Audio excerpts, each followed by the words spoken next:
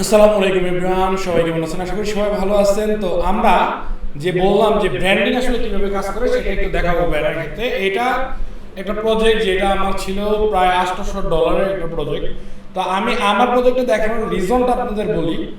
এটা কিন্তু পরবর্তী রিভিশন দেয় ক্লায়েন্ট যা ইচ্ছা তা করছে। আমি কিন্তু ক্লায়েন্ট যেরকম চাইছে বলতে মানে ইমেজ চেঞ্জ করছে, কিছু টেক্সট চেঞ্জ করছে, স্টাইল চেঞ্জ করছে।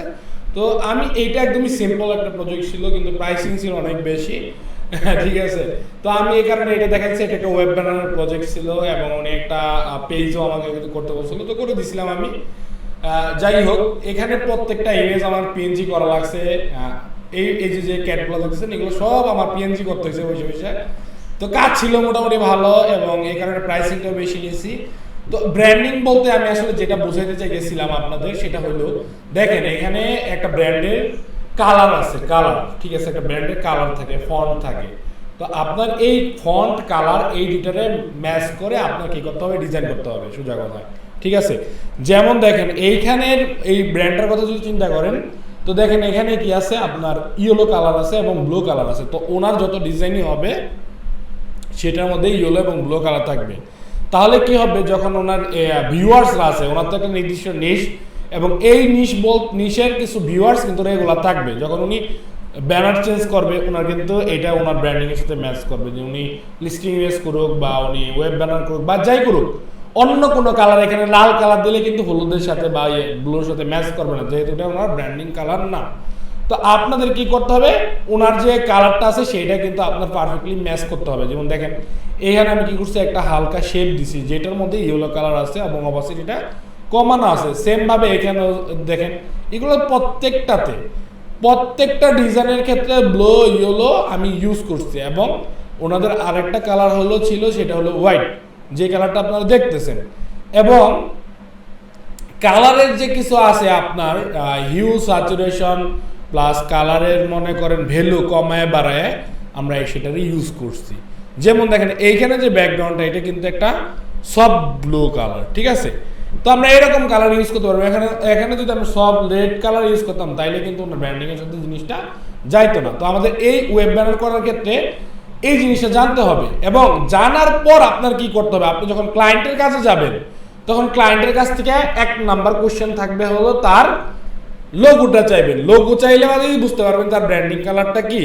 2 নাম্বারে তার কাছে কালার চাইবেন, সে যদি কোনো কালার প্রায়োরিটি দিয়ে থাকে। 3 নাম্বার হলো তার কাছে ফন্ট, সে কোন ফন্ট লাইক করে। আপনি আগে ইনফরমেশন পাওয়ার পরই কাজ শুরু করে দিলেন দুরুম করে, তাইলে কিন্তু হবে না। আপনার কি করতে হবে, আগে এই 3টা ইনফরমেশন মাস্ট নিতে হবে। 1 নাম্বার হইলো তার লোগো, 2 নাম্বার হইলো তার কাছ থেকে আপনি নেবেন হলো কোনো কালার চুজ আছে কিনা তার নিজস্ব, 3 নাম্বার হলো ফন্ট।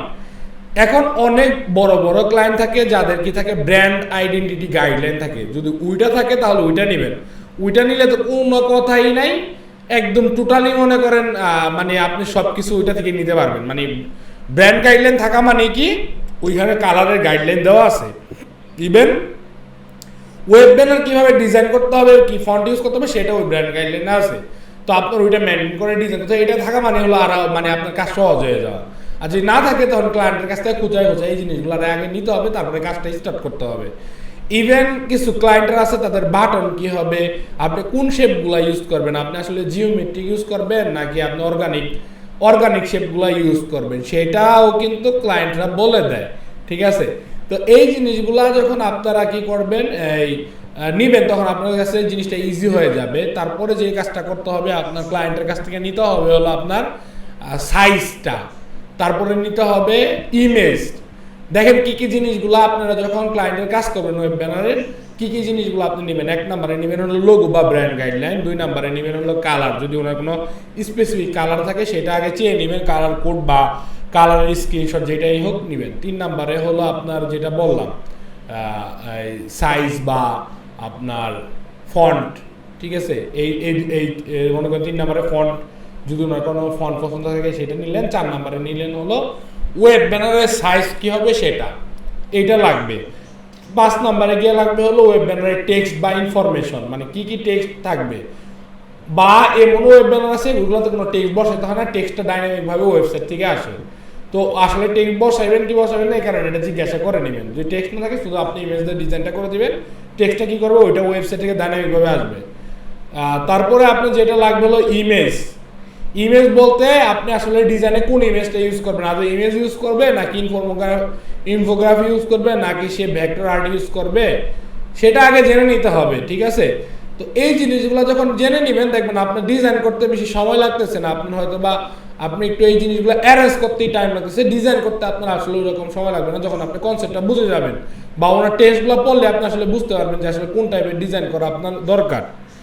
তো এই ব্যাপারগুলা যদি আপনারা বুঝেন আপনার জন্য ওয়েব ব্যানার ডিজাইন করা খুবই ইজি হয়ে যাবে, ঠিক আছে। এই জিনিসগুলো আপনার ফার্স্টে নোট ডাউন করতে হবে যে ওয়েব ব্যানার করার জন্য আমার এই কটা জিনিস দরকার। যেমন আপনি এখানে দেখেন এটার মধ্যে কি আছে, টেক্সট আছে, তারপর সিটিএ বাটন, এই সিটিএ বাটন থাকবে কিনা এটাও জিজ্ঞাসা করতে হবে যে একটা ওয়েব ব্যানার করবেন এটাতে সিটিএ বাটন, সিটিএ মানে হলো কল টু অ্যাকশন, যেখানে ক্লিক করলে অন্য একটা পেজে চলে যাবে।